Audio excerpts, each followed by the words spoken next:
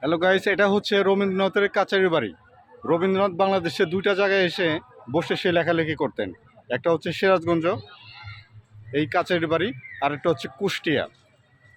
আমরা সেই রবীন্দ্রনাথের কাচারি বাড়ি, ঐতিহ্য বাড়ি, আপনারা সবাই দেখেন।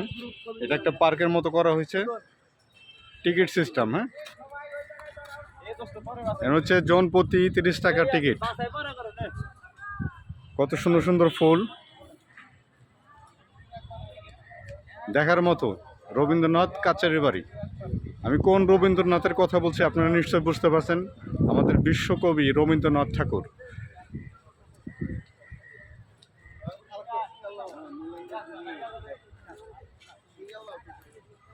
প্রত্যেকটা দর্শনার্থীর জন্য 30 টাকা করে টিকিট।